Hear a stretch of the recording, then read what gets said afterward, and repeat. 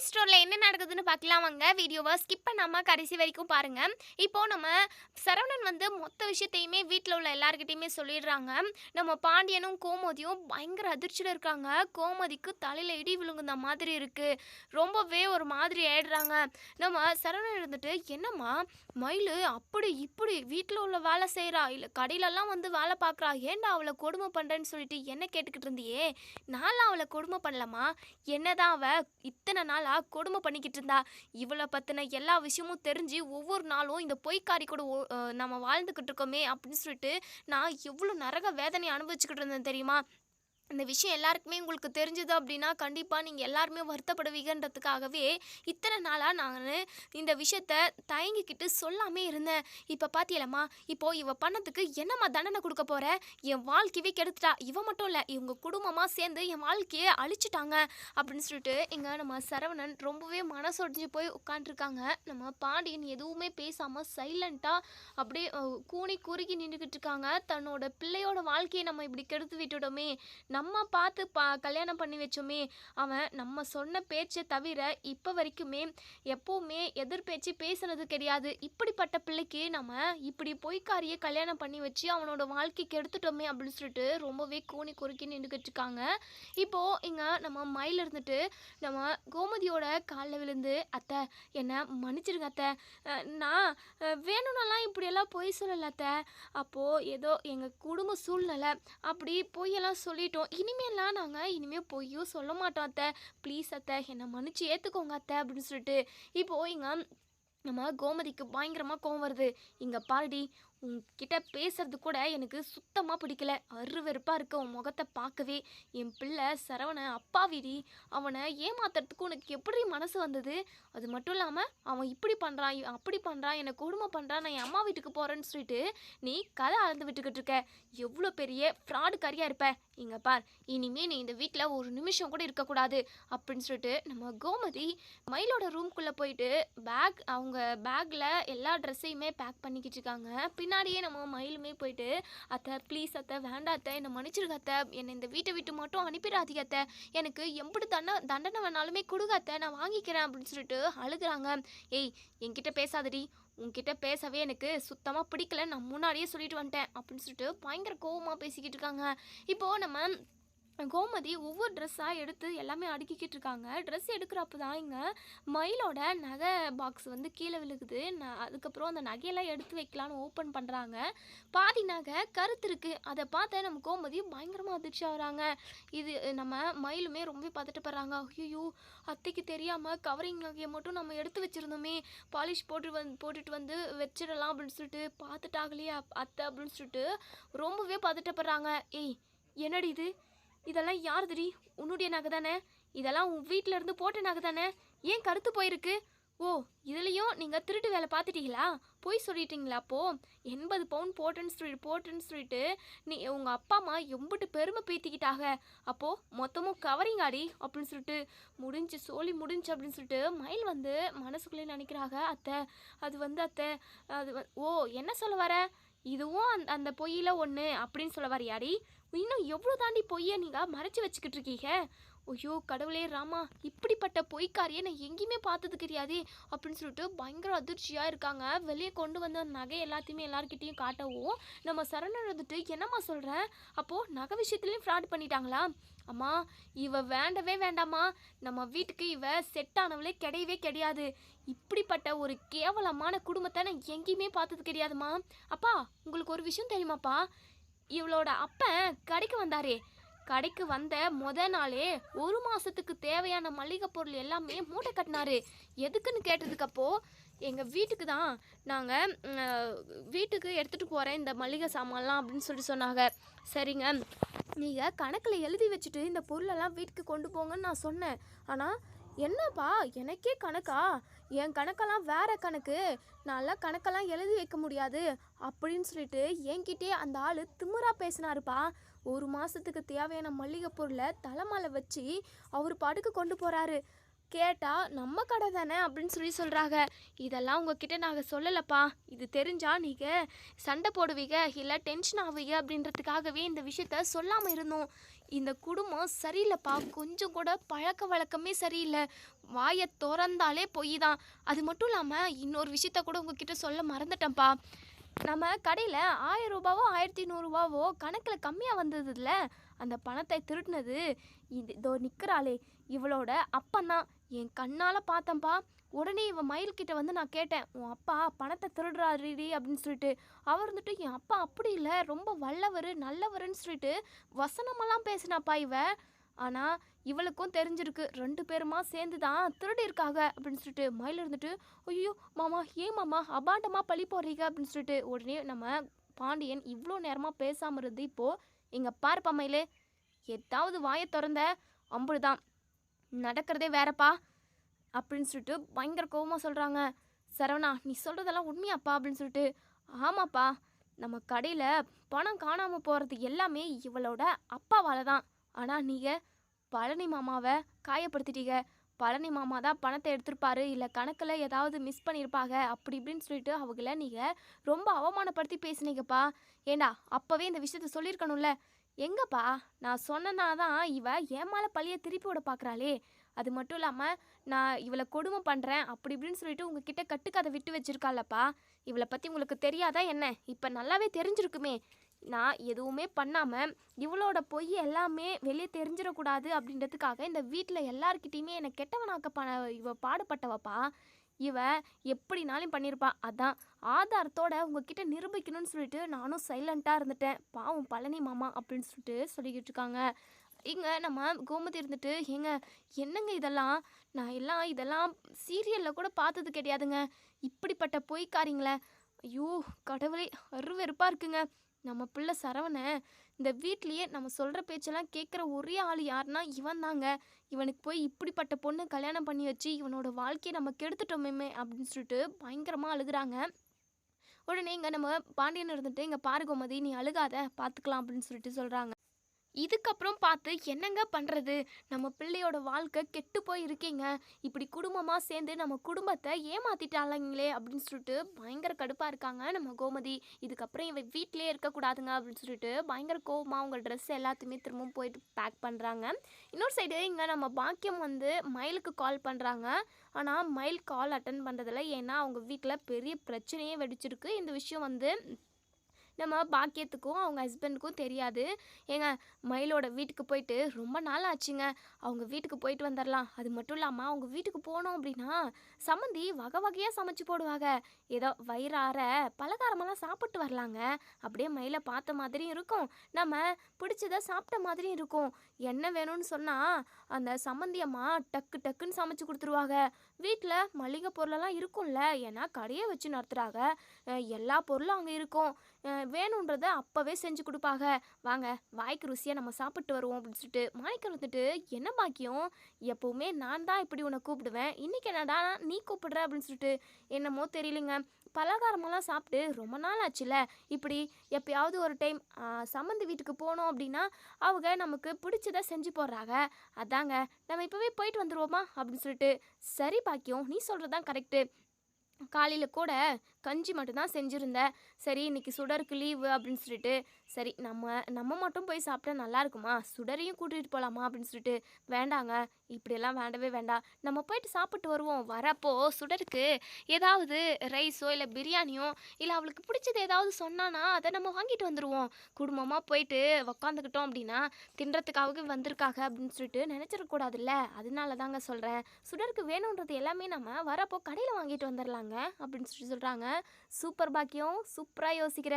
எனக்கும் வாயெல்லாம் நம்மனமான்னுங்குது. போயிட்டு சீக்கிரமாகவே நம்ம சுட சுட பலகாரம் ஏதாவது சாப்பிட்டே ஆகணும். போனதுமே கண்டிப்பாக சம்மந்தி என்ன வேணும்னு சொல்லி கேட்பாங்க. நம்ம உடனே எதுவும் வேண்டான்னு சொல்லாமல் இது சமை அது சமைன்னு சொல்லிட்டு ஏதாவது சொல்லி சமைச்சு சாப்பிட்டுட்டு வந்துடணும்" அப்படின்னு சொல்லிட்டு 2 பேருமா பேசிக்கிட்டு இப்போது மயிலோட வீட்டுக்கு போகிறாங்க. இவங்க ஒரு எண்ணத்தோட வந்திருப்பாங்க, நல்லா வயிறு முட்டை சாப்பிட்டு போகலாம் அப்படின்னு சொல்லிட்டு. ஆனால் இங்கே வந்து பார்த்தா தான் தெரியுது, மயிலோட வீட்டில் பெரிய பூகம்பமே வெடிச்சிருக்கு. எதனாலனா இவங்க கல்யாணத்துக்காக பொய்யை சொல்லி கல்யாணத்தை நடத்தினாங்க இல்லையா, அந்த மேட்ரு தான் வெளியே வந்திருக்குன்ற விஷயம் தெரியாமல் ஏதோ பிரச்சனை அப்படின்னு சொல்லிட்டு பாக்கியம் வராங்க. "சம்மந்தி, என்ன சம்மந்தி, என்ன சம்மந்தி ஆச்சு? மயில், ஏன் மயில் அழுதுகிட்டு இருக்க? என்னாச்சு? மாப்பிள்ளைக்கும் உனக்கும் சண்டையா என்ன? அப்படின்னு சொல்லிட்டு கேட்குறாங்க. எங்க மாணிக்கத்தையுமே நம்ம மாணிக்கமுமே கேட்குறாங்க. எங்க பாண்டியன், கோமதி, சரவணன் சொல்லிட்டு ஒட்டுமொத்த ஃபேமிலியே இங்க அவங்க 2 பேரையும் பார்த்து மொறைக்கிறாங்க. இவங்களுக்கு ஒண்ணுமே புரியல. என்னாச்சுன்னே தெரியலையே அப்படின்னு சொல்லிட்டு எங்க மயிலுமே ரொம்பவே பதட்டப்படுறாங்க. ஐயோ! எதுக்காக அம்மாவும், அப்பாவும் இப்ப வந்திருப்பாங்க அப்படின்னு சொல்லிட்டு ரொம்பவே ஒரு மாதிரி முகமெல்லாம் வேர்த்து கொட்டுது. கை கால்லாம் நடுங்குது. அந்த அளவுக்கு அவங்களுக்கு மரண பயம். ஏன்னா, இனிமே அவங்க அந்த வீட்ல இருக்கவே முடியாதுல்ல. ஏன்னா, மொத்த உண்மையுமே தெரிய வந்துருச்சு. எல்லாருமே பயங்கர வயித்தெரிச்சல்ல இருக்காங்க. இப்போ நம்ம அ இது பாக்கியா இருந்துட்டு கோமதி கிட்ட போயிட்டு, "என்ன சம்மந்தி? அ என்ன பிரச்சனை?" அப்படின்னு சொல்லி கேட்கவும், உடனே இங்க சரவணன் இருந்துட்டு, "அதெல்லாம் ஒண்ணும் இல்ல. நாங்க எல்லாரும் சும்மா விளையாடிக்கிட்டு இருக்கோம். சண்டைலாம் ஒண்ணும் இல்ல." அப்படின்னு சொல்லிட்டு, உடனே இங்க நம்ம பாக்கியா இருந்துட்டு, "ஓ! அப்படியா மாப்ள? நான் கூட உண்மையாவே சண்டைன்னு நெனச்சுட்டேன். சரிங்க சம்மந்தி. அ விளையாட்டா? இந்த விளையாட்டெல்லாம் வேண்டாம் சம்மந்தி. விளையாடுறதுக்கு எம்புட்டோ விளையாட்டு இருக்கு. நீங்க சண்டை போட தான் விளையாடணுமா? அதெல்லாம் ஒன்றும் வேண்டாம். நம்ம வேற ஏதாவது விளையாட்டு விளையாடலாம். அதுக்கு முன்னாடி ஏதாவது சாப்பிடலாமே. என்ன சம்மந்தி இன்னைக்கு சமைச்சீங்க? ஏதாவது சுடு சுடா பலகாரம் ஏதாவது செஞ்சு கொண்டு வரீங்களா? மழை வேற வந்துக்கிட்டு இருக்கு. சுடு சுடா இப்போ பஜ்ஜி போண்டா சாப்பிட்டா கூட நல்லா தான் இருக்கும் சம்மந்தி." அப்படின்னு சொல்லிட்டு பாக்கியம் சொல்லவும், இங்கே கோமதிக்கு பயங்கரமாக கடுப்பாக இருக்கு.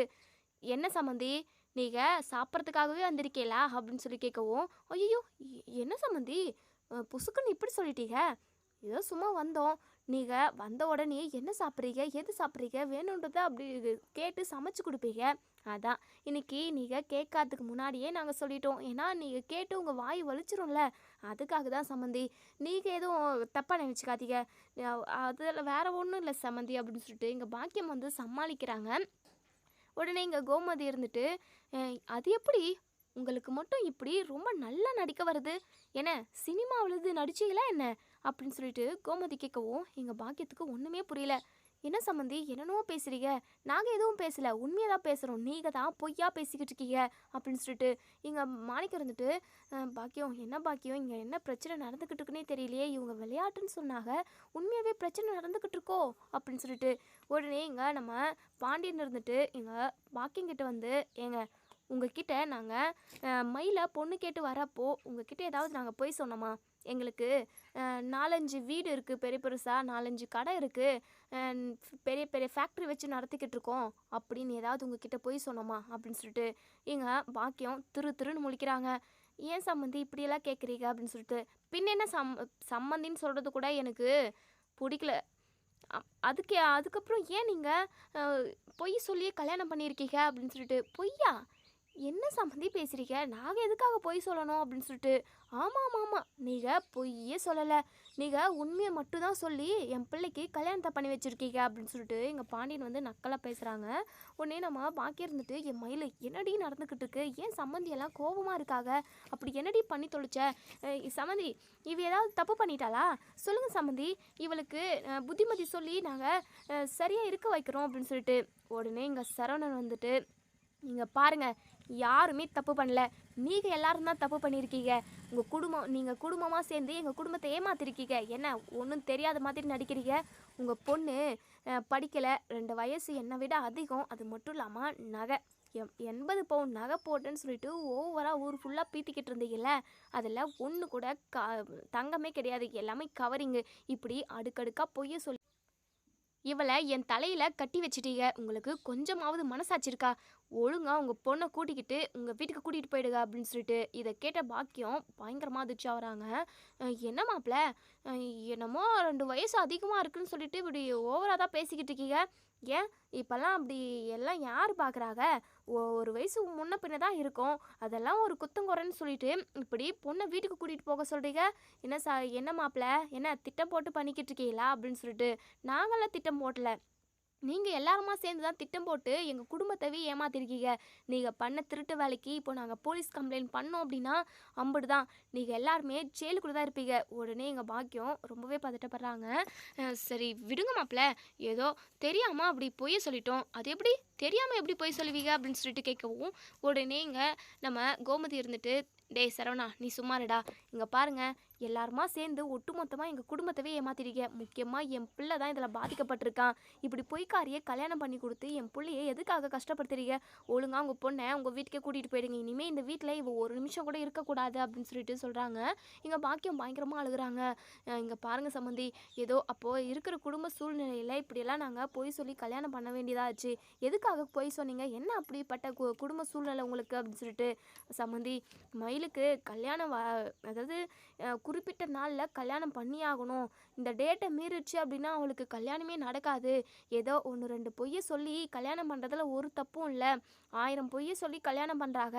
என்ன நீங்கள் நல்லா படிச்சிருக்கு, வயசு, இது ரெண்டுத்தை மட்டும்தானே மறைச்சி கல்யாணம் பண்ணுறீங்க. அதெல்லாம் ஒரு தப்பும் இல்லை. சீக்கிரமாக கல்யாணத்தை பண்ணுங்கள். இல்லைனா உங்கள் பொண்ணு கல்யாணம் ஆகாமல் உங்கள் வீட்டிலே தான் கடைசி வரைக்கும் இருக்குன்னு சொல்லிட்டு ஜோசியர் சொல்லிட்டாங்க. அதுக்கப்புறம் என்ன பண்ணுறதுனே தெரியல. எத்தனையோ மாப்பிள்ளைங்க மயிலை பார்க்கறதுக்காக வந்திருந்தாங்க. அவள் 12ஆம் கிளாஸ் தான் படிச்சிருக்கான்றதை கேட்டதும் அவங்க பாட்டுக்கு திரும்பி போயிடுவாங்க. சரி, நாங்களும் ஜோசியம் பார்த்ததுக்கப்புறம் தான் ஜாதகத்தில் அப்படின்னு சொல்லிச்சு. அதுக்கப்புறம் தான் நீங்கள் வந்தீங்க.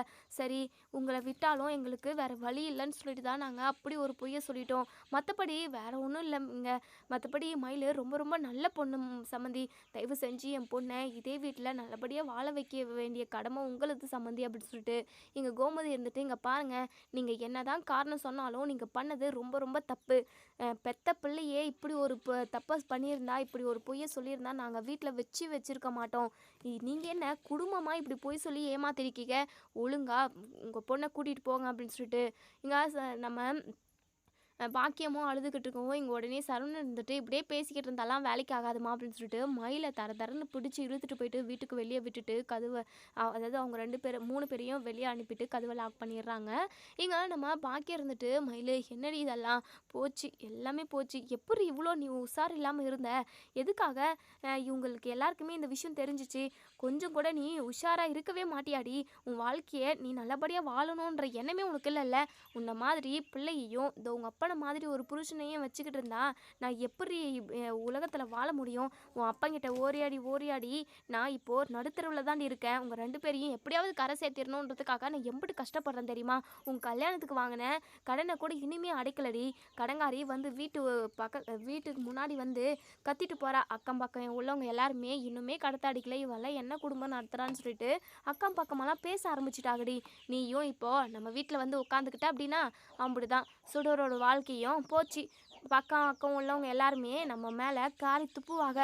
நம்ம இப்படி இருக்கிறத பார்த்து பல்ல இழிச்சுக்கிட்டு சந்தோஷமாக இருப்பாங்க அப்படின்னு சொல்லிட்டு இங்கே பாக்கியம் ஒரு பக்கம் கற்றுக்கிட்டு இருக்கவும் மயில் பயங்கரமாக அழுதுகிட்டு இருக்காங்க. உடனே இங்கே நம்ம மாணிக்கம் இருந்துட்டு, பாக்கியம், ஏன் பாக்கியம்? மயிலே பாவம் மனசுடைஞ்சு போயிருக்கு. வாழ்க்கையை தொலைச்சிட்டு வந்து நிற்கிறா. இப்போ எதுக்காக நீ அவளை கரிச்சு கொட்டிக்கிட்டு இருக்க? கொஞ்சம் கூட உனக்கு மனசாட்சியே இல்லையா? பொய் சொன்னது அவள் தான் இப்போது வாழ்க்கையை தொலைச்சிட்டு வந்து நிற்கிறா. இப்போது நீ ஆறுதலை தான் நிற்கணும் அப்படின்னு சொல்லிட்டு இங்கே பாரியா, சும்மா பேசிக்கிட்டு இருக்காத. இப்போது சுடர் வாழ்க்கையை நினச்சாதான் எனக்கு ரொம்ப பயமாக இருக்குது அப்படின்னு சொல்லிட்டு இப்போது நம்ம மயில் இருந்துட்டு, என்னம்மா உங்கள் வீட்டுக்கு நான் வரக்கூடாது அப்படி தானே? நான் எங்கேயோ போய் எப்படியோ சாவறேன். என்னை தேடி யாருமே வராதீங்க, தயவு செஞ்சுங்கிறது போயிடுங்க அப்படின்னு சொல்லிட்டு, ஏய் மயில், ஏண்டி நீயும் இப்படியே பேசுகிற? நான் ஒருத்தி எப்படி சமாளிக்கும் இது எல்லாத்தையும்? கொஞ்சமாவது நீயும் யோசித்து பார்க்கணும்ல. நான் என்னடி பண்ண முடியும்? ஆமாம், எதுக்காக நீங்கள் பொய் சொன்னீங்க? நீங்கள் பொய் சொல்லி கல்யாணம் பண்ணதுனால தானே இப்போது நான் இப்படி கஷ்டப்பட்டுக்கிட்டு இருக்கேன். இப்போ என் வாழ்க்கையே சரியாகுமா ஆகாதா, இல்லை இப்படியே போயிடுமான்னு கூட எனக்கு தெரியல. சரவணன் மாமா கூட ஒன்று சேர்ந்து வாழணும்னு சொல்லிட்டு நான் எம்பிட்டு ஆசைப்பட்டேன் தெரியுமா? ஆனால் நீங்கள் அதெல்லாம் கொஞ்சம் கூட காதில் வாங்கிக்க மாட்டீங்க. உங்கள் வீட்டுக்கு நான் வந்துடக்கூடாது. சுடரோட வாழ்க்கை கெட்டு போயிடும். சுடர் வாழ்க்கை நான் கெட்டு போயிடும்னு சொல்லிட்டு நானும் நினைக்கிறேன்னா என்ன? அவள் வாழ்க்கையை நல்லா இருக்குன்னு தான் நினைக்கிறேன். ஆனால் நீ ஏன் இப்படி போய் சொல்லி என்னை கல்யாணம் பண்ணி வச்சுட்டு இப்படி என் வாழ்க்கையை சீரழிச்சு அப்படின்னு சொல்லிட்டு மயிலை பயங்கரமாக திட்டுறாங்க. இங்கே பாக்கியம் இருந்துட்டு, என் மயில், சரி வாடி, எதுவாக இருந்தாலும் வீட்டுக்கு போய் பேசிக்கலாம். நான் வரலம்மா. நான் வந்தாலும் ஏதாவது பேசிக்கிட்டே இருப்பேன். அதுக்கப்புறம் உனக்கு யார் சாப்பாடு போடுறது, யார் எல்லா செலவும் வாங்கிட்டு வந்து போடுறது, அப்படி இப்படின்னு சொல்லிட்டு ஏதாவது பேசியே மனசை கஷ்டப்படுத்திக்கிட்டே இருப்பேன். அங்கே வந்து இருக்கிறத விட எங்கேயாவது தெருவில் போயிட்டு பிச்சை எடுத்து கூட பொழைச்சிக்கலாமா அப்படின்னு சொல்லிட்டு இங்கே மயில் வந்து சொல்கிறாங்க. ஏய், ஏண்டி இப்படியெல்லாம் பேசுகிற, வாடி அப்படின்னு சொல்லிட்டு இங்கே நம்ம மயிலை கூட்டிக்கிட்டு வீட்டுக்கு போகிறாங்க. வீட்டுக்கு போகிறதுக்கு உள்ளவே அதாவது அக்கம் பக்கம் இருக்கிறவங்க எல்லாருமே ஒன்று கூட ஆரம்பிச்சிட்டாங்க. என்ன பாக்கியம், மயில் மட்டும் வரா? எங்கே அவள் புருஷன்? என்ன ஏதாவது பிரச்சனையா? அவள வீட்ட விட்டு தொரத்திட்டாங்களா என்ன அப்படின்னு சொல்லிட்டு உடனே பாக்கியத்துக்கு பயங்கரமா கோவம் வருது. உங்களுக்கெல்லாம் வேலை வெட்டியே இல்லையா? மத்தவங்க வீட்ல என்ன நடக்குது, ஏது நடக்குது அத பார்த்து பேசலாம். அவங்கள கஷ்டப்படுத்தலாம், மேம்படலாம் அப்படின்னு சொல்லிட்டு அத தான் நினைச்சுக்கிட்டே இருப்பீங்களா? அப்படின்னு சொல்லிட்டு பயங்கரமா திட்டி விடுறாங்க. உங்க வீட்லலாம் இப்படி எதுவும் பிரச்சனை நடக்கவே நடக்கிறது இல்லையா? நீங்க மட்டும் சந்தோஷமா இருக்கிற மாதிரியே ஓவரா சீன போட்டுக்காதீங்க. ஏன் உங்க பொண்ணு கூட தான் உங்க பொண்ணோட புருஷன்கிட்ட ஒரு அ அதாவது சண்டை போட்டுட்டு ஒரு வாரம் வந்து உங்க வீட்ல இருந்துட்டு போல. ஏன் அதெல்லாம் உங்க கண்ணுக்கு தெரியாதா? எல்லார் வீட்லயும் பிரச்சனை இருக்க தான் செய்யும். அதுக்காக அப்படியே பிரச்சனை இருந்துகிட்டே இருக்குன்னு சொல்ல முடியுமா என்ன? தேவையில்லாம எங்க குடும்ப விஷயத்துல தலையிடாதீங்க அப்படின்னு சொல்லிட்டு பாக்கியம் வந்து மயில வீட்டுக்குள்ள கூட்டிட்டு போயிடுறாங்க. பாத்தியாடி வந்ததும் வராததுமா எப்படியெல்லாம் பேச ஆரம்பிச்சிட்டாங்கன்னு சொல்லிட்டு. அம்மா அவங்க பேசுனாங்க ஓகே. நீ ஏம்மா பேசி இன்னும் என்னை காயப்படுத்துற? நானே சரவணன் மாமா கூட ஒன்றும் சேர முடியுமா முடியாதான்னு சொல்லிட்டு ஒவ்வொரு நிமிஷமும் வருத்தப்பட்டுக்கிட்டு இருக்கேன் அப்படின்னு சொல்லிட்டு. இப்போது நம்ம மயில் பேசிக்கிட்டே இருக்கிற நேரத்தில் மயங்கி விழுந்துடுறாங்க. எங்கள் மாணிக்கத்துக்கும் பாக்கியத்துக்கும் பயங்கர பதட்டமாக இருக்குது. ஏய் என்னாச்சுன்னே தெரியலையே பாக்கியம் போய் தண்ணி கொண்டு வாப்போ அப்படின்னு சொல்லிட்டு எங்கள் மயிலுக்கு தண்ணி கொண்டு வந்து தெளிக்கிறாங்க. என்னாச்சுன்னு தெரியலையே அப்படின்னு சொல்லிட்டு ரொம்பவே பதட்டப்படுறாங்க. மயிலுமே எந்திரிக்கிறாங்க. என்னடி பேசிக்கிட்டே இருக்கிறப்போ மயங்கி விழுந்துட்ட, என்ன சாப்பிட்டே இல்லையா அப்படின்னு சொல்லிட்டு.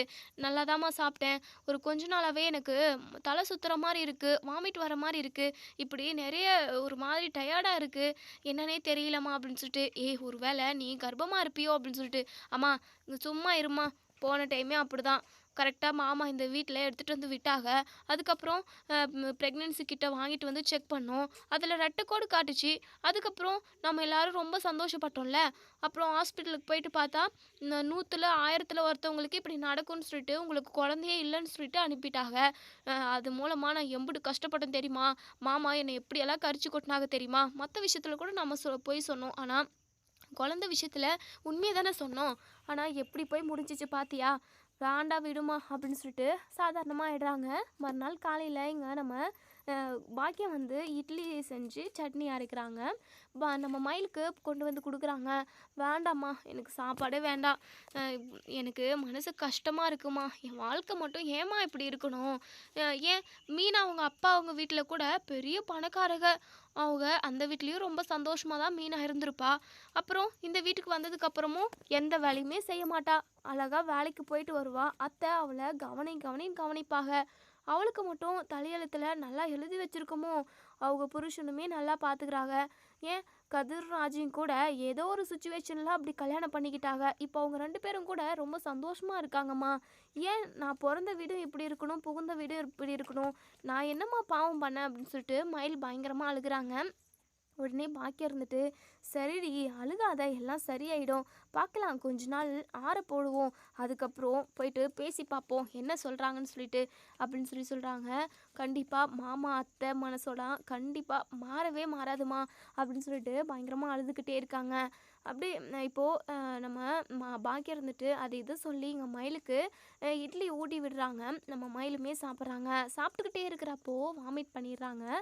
உடனே இங்கே பாக்கியம் இருந்துட்டு, ஏ மயில் என்னடி இதெல்லாம் அடிக்கடிக்கு வாமிட் பண்ணுறா, மயங்கி விழுற, இப்படியெல்லாம் சும்மா விட முடியாது, நம்ம டாக்டர்கிட்டே நேரடியாக போயிடலாம் வாடி அப்படின்னு சொல்லிட்டு. அதெல்லாம் வேண்டாம் விடுமா, எனக்கு வெளியே வரவே பிடிக்கல, வெளியே வந்தேன் அப்படின்னா எங்கே உன் புருஷன், எப்போ வந்த, ஏன் என்னாச்சு அப்படின்னு சொல்லிட்டு 4 பேர் கேட்கறதுக்காகவே வெளியே நின்றுக்கிட்டு இருப்பாங்க. அவங்க கிட்டலாம் பதில் சொல்லிட்டு ஹாஸ்பிட்டலுக்கு போயிட்டு வரத்துக்குள்ள எனக்கு போதும் போதும்னு இருக்கும். வேண்டாம்மா நான் வரல அப்படின்னு சொல்லிட்டு. அதுக்காக உடம்பு முடியலனா கூட வீட்லேயே வாடி இருக்க முடியும், பேசுகிறவங்க பேசிக்கிட்டே தான் இருப்பாங்க. ஏன் அவங்கவுங்க வீட்டிலலாம் எதுவும் நடக்கவே நடக்கிறது இல்லையா? நீ அதெல்லாம் எதுவும் மனசில் வச்சுக்காத, வா மயிலு நம்ம போவோம் அப்படின்னு சொல்லிட்டு நம்ம மாணிக்கமும் பாக்கியமும் 2 பேருமா சேர்ந்து மயிலா பக்கத்தில் உள்ள ஹாஸ்பிட்டலுக்கு கூட்டிகிட்டு போகிறாங்க. அங்கே போயிட்டு டாக்டர்கிட்ட நம்ம பாக்கியம் வந்து அடிக்கடிக்கு மயங்கி விழுதுகிட்டே இருக்கா, வாமிட் பண்ணுறா, டயர்டாகவே இருக்கா டாக்டர், என்னன்னு பார்த்து சொல்லுங்களா அப்படின்னு சொல்லிட்டு. இப்போது இங்கே நம்ம மயிலை வந்து யூரின் டெஸ்ட் பண்ணிட்டு வர சொல்கிறாங்க. நம்ம மயிலுமே யூரின் டெஸ்ட் பண்ணிட்டு வராங்க. அதை பார்த்ததுக்கப்புறம் தான் இங்கே நம்ம மயில் வந்து ப்ரெக்னெண்ட்டாக இருக்கிற விஷயத்தையுமே கன்ஃபார்ம் பண்ணுறாங்க. உங்கள் பொண்ணுக்கு எந்த பிரச்சனையும் இல்லை, அவங்க ப்ரெக்னெண்ட்டாக இருக்காங்க அப்படின்னு சொல்கிறாங்க. இதை கேட்ட நம்ம மயில் பயங்கரமாக ஷாக் ஆகுறாங்க. ஏன்னா அவங்க யதார்த்தமாக வந்திருப்பாங்க, போன டைம் ப்ரெக்னெண்ட்டாக இருக்கிறாங்கன்னு சொல்லிட்டு ஹாஸ்பிட்டலுக்கு வந்து ப்ரெக்னென்ட்டே இல்லைன்னு சொல்லிட்டு டாக்டர் சொல்லியிருப்பாங்க. ரொம்பவே ஏமாற்றமாக இருந்திருக்கும். அதன் மூலமாக நம்ம மயில் வந்து ரொம்பவே அதாவது அவமானத்தை சந்திச்சிருப்பாங்க. இப்போது எதார்த்தமாக வந்து மயில் ப்ரெக்னெண்ட்டாக இருக்கிறாங்கன்ற விஷயத்த சொன்னதுமே இங்கே பாக்கியம் நம்ம மாணிக்கம் எல்லாருமே ரொம்பவே சந்தோஷப்படுறாங்க. இப்போது எல்லாருமே சந்தோஷமாக வீட்டுக்கு போகிறாங்க. வீட்டுக்கு போனதுமே இங்கே பாக்கியம் இருந்துட்டு மயில்கிட்ட, ஏ மயில், நீ மாப்பிள்ளைக்கு ஃபோன் பண்ணி சொல்லுடி அப்படின்னு சொல்லிட்டு, வேண்டாம்மா, கண்டிப்பாக இப்போ நம்ம உண்மையே சொன்னாலுமே பொய் சொல்கிறேன்னு சொல்லிட்டு தான் சொல்லுவாங்க. ஏன்னா அவங்க எல்லாருமே நம்ம மேலே கோவமாக இருப்பாங்க. நம்ம 2-3 மாதம் செக்கப் போவோம், அதுக்கப்புறம் வேணா சொல்லிப்போம் அப்படின்னு சொல்லிட்டு உடனே மாணிக்கம் இருந்துட்டு, இல்லைம்மா, அதெல்லாம் தப்பாக போகும். நீ இந்த விஷயத்த உன் அத்தைக்கிட்டேயும் உன் மாமனார்கிட்டேயும் சொல்லு. அவங்க என்ன நினச்சாலும் நினச்சிட்டு போகட்டும். அவங்க நம்புறாங்க, நம்பலனா இருக்கட்டும். நம்ம சொல்ல வேண்டிய கடமை இருக்குல்ல, நம்ம சொல்லிடுறது தான் கரெக்டு அப்படின்னு சொல்கிறாங்க. ஆமாம் மயிலு, உன் அப்பா சொல்கிறது கரெக்டு தான். நம்ம சொல்லிடுவோம். அவங்க நம்பட்டும், நம்பலனா இருக்கட்டும். நீ கொஞ்ச நாளைக்கு இங்கேயே இரு. நம்ம செக்கப்புக்கும் போயிட்டு வருவோம். வயிறு பெருசாக ஆக எல்லாருக்குமே தெரிய வரும்ல, அப்போ பார்த்துக்கலாம். இப்போதைக்கு நம்ம சொல்கிறது தான் கரெக்டு அப்படின்னு சொல்லிட்டு சொல்கிறாங்க. சரிம்மா அப்படின்னு சொல்லிட்டு மயில் ரொம்பவே சந்தோஷமாக இருக்காங்க. கண்டிப்பாக நம்மளும் மாமாவும் ஒன்று சேர்ந்துருவோம் அப்படின்னு சொல்லிட்டு மனசுக்குள்ளேயே நினச்சி பயங்கர ஹாப்பியாக இருக்காங்க. இதோட இந்த ரிவ்யூ முடியுது. இதுக்கப்புறம் என்ன நடக்க சொல்லி வெயிட் பண்ணி பார்ப்போம் ஃப்ரெண்ட்ஸ். நம்ம மயில் உண்மையாகவே ப்ரெக்னெண்ட்டாக இருக்காங்கன்ற விஷயம் இங்கே நம்ம கோமதிக்கு தெரிஞ்சது அப்படின்னா கண்டிப்பாக எல்லாத்தையும் மறந்துட்டு ஏற்றுக்குவாங்களா இல்லை ஏற்றுக்க மாட்டாங்களா அப்படிங்கிறத நீங்கள் கமெண்ட் பாக்ஸில் கமெண்ட் பண்ணி தெரிவிங்க. வீடியோ பிடிச்சிருந்தா லைக் பண்ணுங்கள். தேங்க்யூ.